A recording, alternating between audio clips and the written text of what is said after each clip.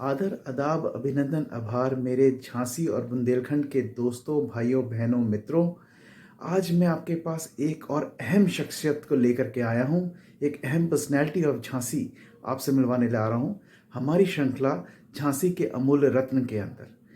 झांसी के अमूल्य रत्न का एक ही मोटो है कि वो झांसी के जितने भी सक्सेसफुल शख्सियत हैं, पर्सनैलिटीज़ हैं, उन सब से आपको मिलवाते रहें, ताकि हम प्राउड फील कर सकें कि हमारे झांसी की भूमि से कितने अच्छे लोग आगे बढ़ कर के आए हैं और उन्होंने अपने आप को कहीं ना कहीं प्रूव किया है।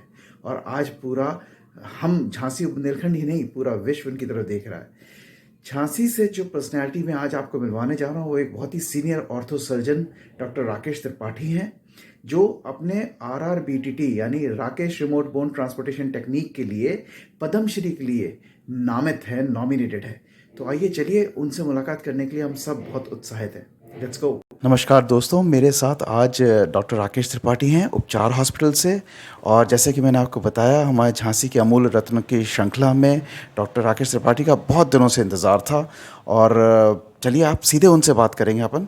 बहुत बहुत स्वागत है आपका डॉक्टर राकेश, आपके यहाँ आने पे, इस प्रोग्राम पे आने पे। झांसी के अमूल रत्न एक हमारी बड़ी इंपॉर्टेंट श्रृंखला है जिसको हम झांसी के सक्सेसफुल लोगों को लेकर के आते हैं उस प्लेटफॉर्म पे और लोगों को प्रेरित करते हैं झांसी में। तो सबसे पहले तो मैं आपको दिवाली की बहुत बहुत बधाई दूंगा पूरे झांसी और बुंदेलखंड की तरफ से। और मेरा भी बहुत बहुत धन्यवाद। और संकेत जी, आपने मुझको इस लायक समझा कि मैं देश के सामने, विश्व के सामने कुछ रख सकूं। और दिवाली की शुभकामनाएं आपने और हमारे दर्शकों को बहुत बहुत शुभकामनाएं। बहुत बड़ा आपका। डॉक्टर साहब, हमें आपको दोबारा एक बार फिर बधाई देनी है और ये हमें बड़ा फ़ख्र होता है बधाई देते हुए, क्योंकि हमारे बुंदेलखंड और झांसी से आप दूसरे डॉक्टर होंगे जिनको पद्मश्री के लिए नामित किया गया है। आपके शोध जो Rakesh remote bone transportation technique है, हमारा मतलब 56 इंच का सीना आपने कर दिया है यहाँ पर। इतनी बढ़िया टेक्नोलॉजी और इतनी बात हो रही है इसके बारे में, तो आपको कैसा महसूस होता है अपने शहर में ये चीज़ ला करके, इतना योगदान देने के बाद आपको अपनी फील्ड में आपको कैसा महसूस होता है सर?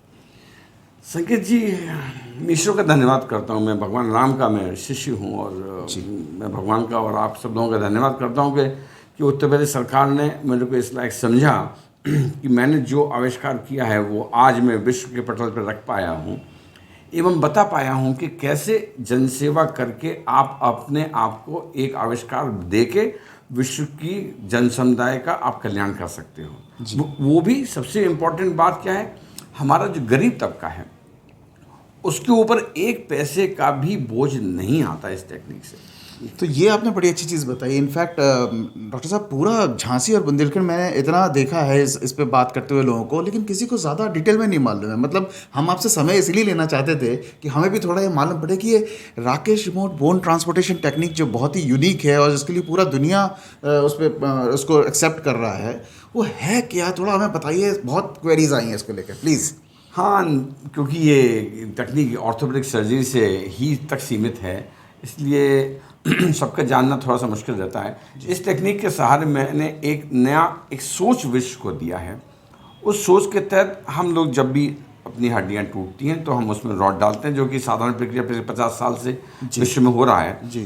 तो हड्डी में ऊपर की तरफ एक छेद करके उसमें हम रॉड का प्रवेश करा देते हैं, लेकिन जहाँ हम ये छेद करते हैं वहाँ एक गड्ढा बन जाता है। मैंने उस जगह की हड्डी का प्रयोग कर, जो कि विश्व में आज तक किसी ने नहीं सोचा है कि उस हड्डी का प्रयोग हम कर उसको हम अंदर अंदर बगैर चीरा लगाए हुए और फ्रैक्चर के स्थान पर रख दें, जिससे हम लोग इंग्लिश में अपनी भाषा में बोन ग्राफ्टिंग कहते हैं। वो बोन ग्राफ्ट वहाँ पे हड्डी को सुनिश्चित करना जी, हड्डी का जल्दी बनना और मरीज का जल्दी काम पे वापस आना, इस चीज़ से हम और कर सकते हैं। और उस हड्डी का प्रयोग कर इस टेक्निक के लिए जो हमने अपने इंस्ट्रूमेंट्स, जो औजार हमने निवला कंपनी के द्वारा इजाद किए हैं, वो भारत में बनाए गए हैं।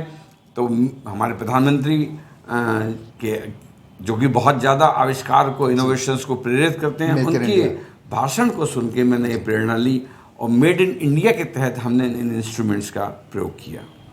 वेरी नाइस डॉक्टर साहब, बहुत अच्छी बात है। तो इस थ्योरी के थ्रू जब कोई ट्रीटमेंट होता है, तो इलाज जब ठीक हो जाती है बोन्स वगैरह, तो एफिशिएंसी बराबर से वैसे ही आ जाती है बॉडी के अंदर, आपके स्केलेटन के या स्ट्रक्चर, बॉडी बोन स्ट्रक्चर के अंदर वैसी चीज़ हो जाता है एकदम। हाँ, बिल्कुल। बिल्कुल और इसमें समय भी कम लगता है हीलिंग के प्रोसेस में। एग्जैक्टली वही मैंने आपको बताया कि कैसे हम इस टेक्निक से जल्दी हड्डी जोड़ सकते हैं, सुनिश्चित कर सकते हैं 100 में से 99% तक इस हड्डी को जोड़ना पॉसिबल हो जाता है। नहीं तो पहले क्या होता था कि हड्डी जुड़ी नहीं जुड़ी, तो बाद में हम लोग बोन ग्राफ्ट करते थे, तो अतिरिक्त 30 से 40 हज़ार रुपये का बोझ मरीज पे पड़ना, जी वो हमने पहले ही काम कर दिया। बिल्कुल। ओके, तो आपने उसी और पहले ही काम कर दिया, उसमें मुझे अलग से हमको हड्डी भी नहीं डालनी पड़ी, अलग से पैसा भी खर्च नहीं हुआ, जी हाँ, तकलीफ और भी मरीज को पता भी नहीं पड़ता, और एक चीरा भी नहीं आता। सबसे बड़ी बात है चीरे का फ्रैक्चर साइट पे न लगना, उससे बहुत सारे फायदे हैं। मैं कुछ ऑर्थोपेडिक सर्जरी में आपको बताता हूँ कि जैसे हम लोग जब चीरा लगाते हैं, सबसे बड़ा हम लोगों के मन में एक संकोच और भय रहता है इन्फेक्शन होने का। सर हम चीरा लगा ही नहीं रहे हैं जी, और हड्डी वहाँ भर दे रहे हैं, तो इन्फेक्शन चांसेस ना के बराबर है। तो that is a unique opportunity हम विश्व को दे पा रहे हैं, और हमने एक नया दरवाज़ा खोला है जिससे विश्व ये देख पाए कि ऐसा भी हो सकता है कि उसी मरीज की उसी हड्डी को जिसको हम वेस्ट कर रहे थे, क्रश कर रहे थे, उसी हड्डी का हमने प्रयोग और सदुपयोग कहकर और हड्डी को चारों तरफ भर दिया फ्रैक्चर साइट पे, और मरीज की हड्डी सुनिश्चित हो गई, जल्दी जुड़ गई, जल्दी काम पे पहुंच पाया, और कोई पैसा मरीज का खर्च एक्स्ट्रा नहीं हुआ। वाह वाह वाह वाह।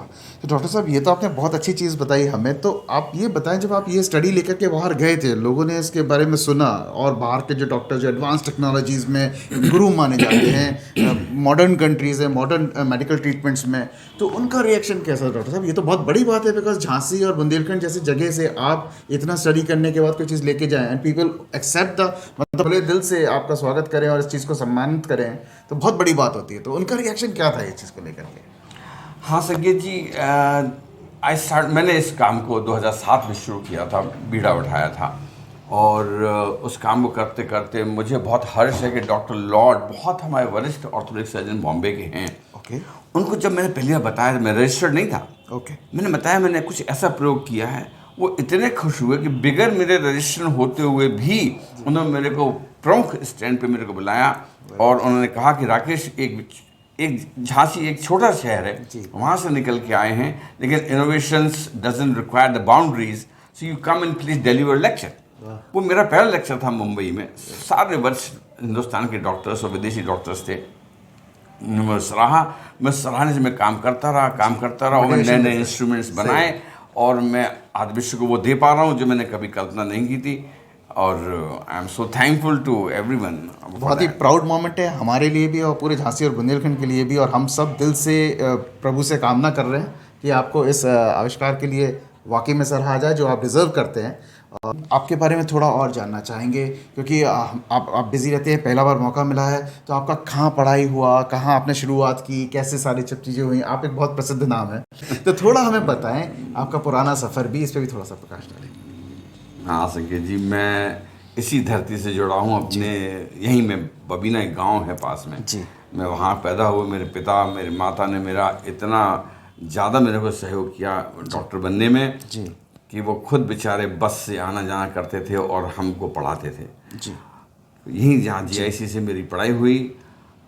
इसके बाद में BBC से पढ़ के ग्वालियर मेडिकल कॉलेज में सिलेक्ट हुआ, वहाँ से मैंने MS की, और उसके बाद दिल्ली में कई अस्पतालों में काम करके मेरे पिता ने कहा कि सेवा करो तो अपनी मिट्टी की जरूर करो, और वापस झांसी आ जाओ, तुमने जो सीखा है।